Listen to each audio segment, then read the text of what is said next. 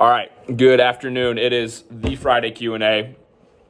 This question kind of coincides really well with what's been happening this week. If you've been paying any attention to the feeds, there's a lot going on with signing, athletes signing to go play at the next level. Really exciting time of year to get to see these kids who have invested years. And I've seen kids from seventh grade who ended up, one day getting a scholarship. I've seen kids who've stepped in the past 2-3 years early in high school who've worked up. Now they're seniors. They're signing. It's a fun time. It's really cool to see. Well deserved, well earned, I would say, more than anything. But it begs the question, and like the question we'll cover today is, I get this a lot when I sit down with parents who, hey, we want little Jimmy or Johnny or Sally or Susie to come in here, and we want them to be more motivated. We want someone to kind of push them and motivate them because they don't listen to me. And it made me think of a conversation that I had just this past week with a parent of an athlete who is a super high achieving athlete, a super disciplined, organized, motivated, responsible young individual. And we got to talking about her lifestyle, me and her mother, and we were talking about how people often, when they would come up to this mom, and they'd be like, hey, listen, like, how did you get your daughter to work so hard? Or like, what do you tell her? What do you say to her to keep her motivated? She works so hard. It's so apparently clear. Like, her performance has been awesome. What can I say to my kid to get her there? And I love this woman's answer because it was so blunt and it was so truthful. She just said, we don't. And then people are often like, oh, what are you talking about? And she'll be, well, no, like, we don't push her. We aren't on her to go the extra mile or put in the extra effort or find, coming early, stay late. They say that's all on her. That's her passion. That's her love. That all comes from within. That's not forced upon her, and that's not given to her. And that is 100% what I've noticed in all the athletes that I've had to work with who have gone on to play at the next level, right? I've never had to push a single one of them. Quite the opposite. I've had to pull every single one of them back and told them they need to calm down. Like, they're almost like they're too aggressive with some stuff sometimes. So that seems to be the common thread that unites kind of all these high level performers, or these people who are looking to kind of really max out their potential.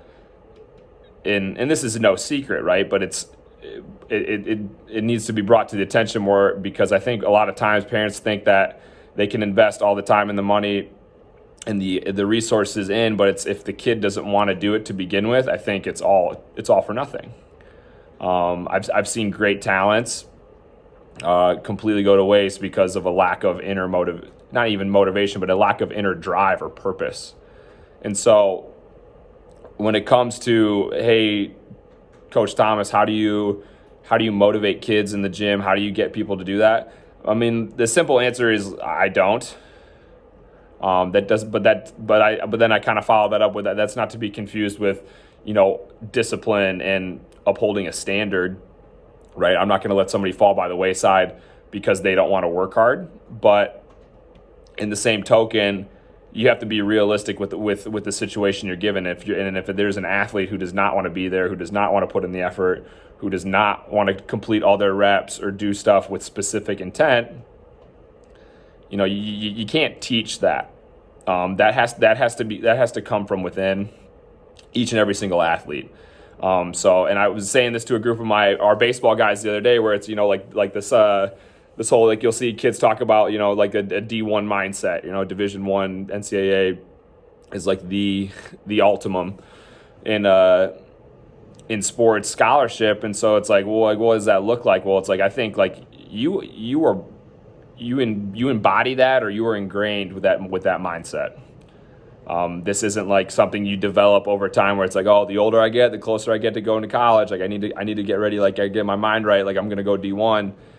No, it's like that started back when you started playing, and you realize that, like, this is what you really love and this is what you really care about, and that you have the potential to do this one day. And then what the coaches will then do is like, hey, like, once that's established and that's seen in the work ethic and the and the buy-in and the investment, then that can be kind of nurtured and directed.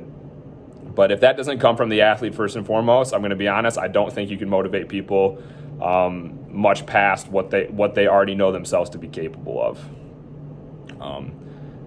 Probably not something everyone likes to hear. They like to kind of, outsource motivation to people like me and the guys I get to work with who help me coach and stuff. But truthfully, I think if you really want to be great at something, you really want to be great at it. You don't want your coaches for you to be great at it. You don't want your parents to be great at it, and they might want that for you.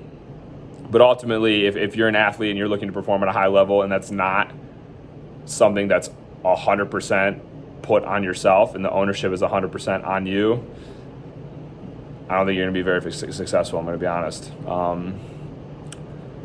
I appreciate you guys watching the video. Go ahead, if you got questions on this or you want to challenge me, please let me know. I'd love to talk more about this. This is just my humble opinion based on my experience with a host of athletes I get to work with. Encourage your children, if you're a parent, to really question whether or not they want to do something. And athletes, you really got to kind of hold yourself to a standard and know that, hey, if this is something you really want to do, then that will be very evident in how it consumes your life and how much effort and how much time you invest. Have a great Friday. Have a great weekend. See you next week.